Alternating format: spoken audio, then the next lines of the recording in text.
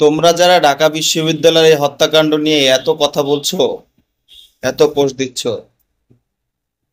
তোমাদের 14 গোষ্ঠীতে একটা ঢাকা ভার্সিটির শিক্ষার্থী আছে, চান্স পেয়েছে। হ্যাঁ, তোমরা জানো এই ঢাকা ভার্সিটির ইতিহাস সম্পর্কে? জানো না। এই ঢাকা ভার্সিটি বিগত 100 বছরে বিশ্বের 100 বিশ্ববিদ্যালয়ের মধ্যে অন্তর্ভুক্ত হতে পারেনি। এই ঢাকা ভার্সিটির লোকজন এরা মঙ্গল গ্রহে যাত্রা করে। এই ঢাকা ভার্সিটিতে রমজান মাসে হোলি খেলে, 31st নাইটে নারী নিয়ে উল্লাস করে। তোমরা ঢাকা ভার্সিটির বিরুদ্ধে যাও, জানো এর ইতিহাস?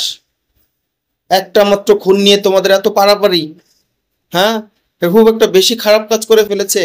একটা ভারসাম্যহীন খুব মানুষকে হত্যা করেছে। ও তো ভারসাম্যহীনই, ওর তো জ্ঞান বুদ্ধি কিছু নাই। ও বিচিত্র থেকে লাভ কি? তাই বলে তোমরা একটা খুন নিয়ে এত কাহিনী করবা? হ্যাঁ, 74 সাল থেকে ঢাকা ভার্সিটিতে এই পর্যন্ত প্রায় 70-এর মতন খুন হয়েছে। গর্দভের দল একসাথে 7 জন মানুষকে হত্যা করেছে, 7 জন শিক্ষার্থীর হত্যাকাণ্ডের মতন ঘটনা ঘটেছে এখানে। এখানে পানির ট্যাঙ্কে মানুষ মেরে ঢুকায় রাখছে। এই ঢাকা ভার্সিটিতে দেখো কত নেতৃত্ব দিয়েছে। এই যে গণঅভ্যুত্থান হয়েছে 5ই আগস্ট, এই গণঅভ্যুত্থানের নেতৃত্ব দিচ্ছেন এরা। 1000 মানুষ শহীদ হয়েছে, 1000 ছাত্র জনতা শহীদ হয়েছে। ঢাকা ভার্সিটিতে একজন শহীদ হয়েছে। কত এক্সপার্ট এরা, এরা কত জ্ঞানী।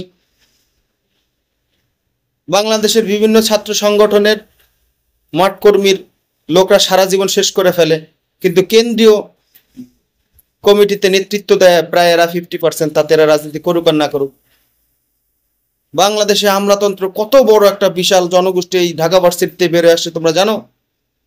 তারা তারপরে দেশপ্রেমে কত অবদান রাখে।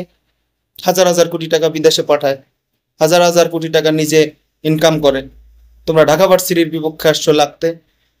ঢাকা ভার্সিটির বিপক্ষে তোমরা পোস্ট করো। এটার নাম জানো? এটা অক্সফোর্ড, প্রাচ্যের অক্সফোর্ড। প্রাচ্যের অক্সফোর্ড নিয়ে তোমরা কথা বলো। তোমার 14 গোষ্ঠীতে নাই একটা ঢাকা ভার্সিটির শিক্ষার্থী, আবার কথা বলো? চুপ থাকো।